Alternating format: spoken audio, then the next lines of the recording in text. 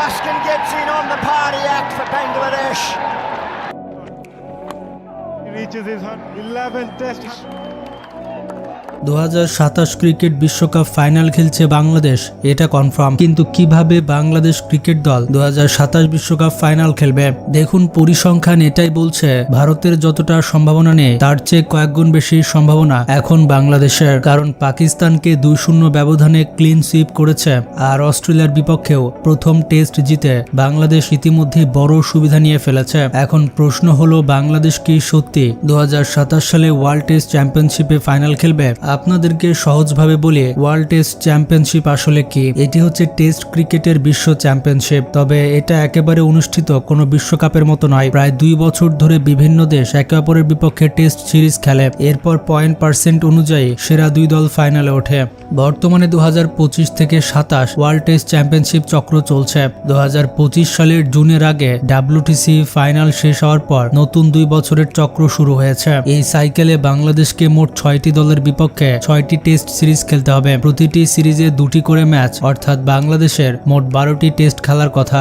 এখানে গুরুত্বপূর্ণ বিষয় হলো WTC-তে শুধু ম্যাচের সংখ্যা নয়, পয়েন্ট পার্সেন্টেজের উপর ভিত্তি করে র্যাঙ্কিং হয়। তাই বড় দলগুলো যেখানে 20টি পর্যন্ত টেস্ট খেলে, বাংলাদেশ খেলবে মাত্র 12টি। ফলে প্রতিটি ম্যাচ বাংলাদেশের জন্য অত্যন্ত গুরুত্বপূর্ণ। এই যাত্রার শুরুটা অবশ্য বাংলাদেশের জন্য ভালো হয়নি।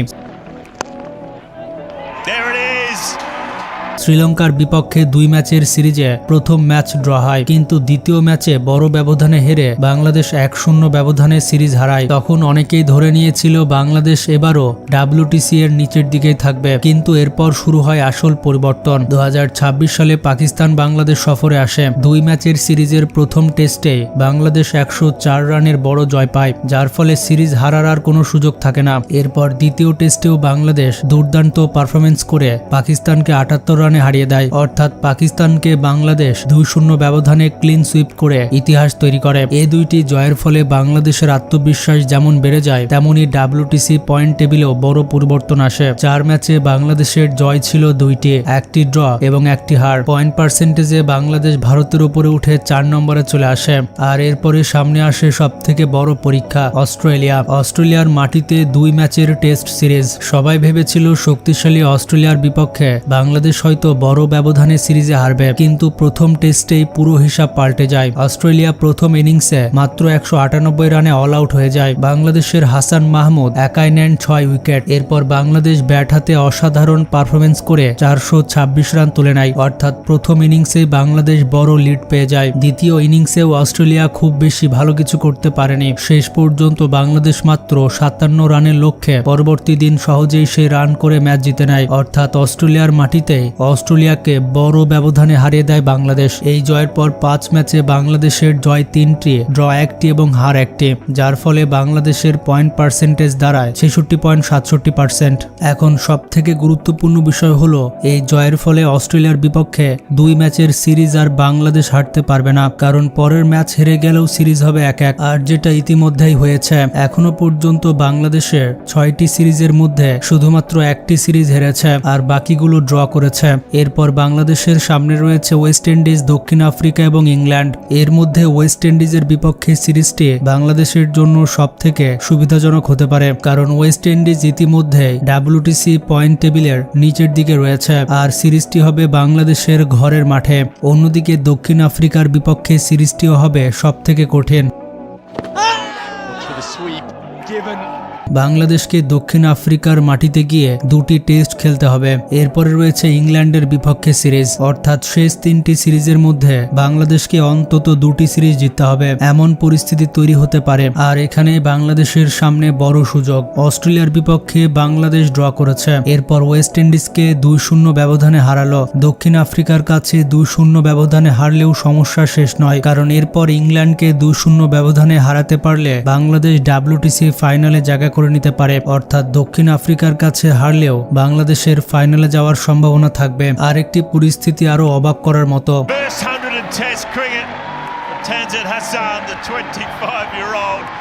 যদি অস্ট্রেলিয়ার সঙ্গে 1-1, ওয়েস্ট ইন্ডিজের সঙ্গে 1-1, দক্ষিণ আফ্রিকার সঙ্গে 1-1 এবং ইংল্যান্ডের সঙ্গেও 1-1 ড্র হয়, তবুও বাংলাদেশ টপ 2-তে থাকার সম্ভাবনা থাকবে। অবশ্য তখন অন্য দলগুলো কেমন ফল করছে সেটার উপর অনেক কিছু নির্ভর করবে। তৃতীয় আরেকটি পরিস্থিতি, বাংলাদেশ অস্ট্রেলিয়া এবং ওয়েস্ট ইন্ডিজকে 2-0 ব্যবধানে হারিয়ে দিল। এরপর দক্ষিণ আফ্রিকার কাছে 2-0-তে হারলেও ইংল্যান্ডের সঙ্গে 1-1 ড্র করে বাংলাদেশ ফাইনালে যাওয়ার অবস্থা ধরে রাখতে পারে। অর্থাৎ বাংলাদেশের জন্য এখন সবথেকে গুরুত্বপূর্ণ হলো ওয়েস্ট ইন্ডিজ এবং ইংল্যান্ডের বিপক্ষে ভালো ফল করা। এদিকে ভারতের পরিস্থিতি আবার অনেক কঠিন। ভারতকে সামনে থাকা প্রায় সব সিরিজই জিততে হবে এবং বড় ব্যবধানে জিততে হবে। That's in the air and it's straight. Stick outside edges, mate. Simple catch. Australia, দক্ষিণ আফ্রিকা, নিউজিল্যান্ড ও ভারতের মতো দলগুলো নিজেদের মধ্যে খেলবে, যার ফলে তাদের মধ্যে পয়েন্ট কাটাকাটি হওয়ার সম্ভাবনা থাকবে। আর এখানে বাংলাদেশ বাড়তি সুবিধা পেতে পারে, কারণ বাংলাদেশের সামনে থাকা ওয়েস্ট ইন্ডিজ এবং ইংল্যান্ড এমন দল যারা WTC র্যাঙ্কিংয়ে বাংলাদেশের তুলনায় নিচের দিকে রয়েছে। তাই দক্ষিণ আফ্রিকার কাছে বাংলাদেশ হারলেও বাকি দুইটি সিরিজ থেকে প্রয়োজনীয় পয়েন্ট তুলে নেওয়ার সুযোগ থাকবে।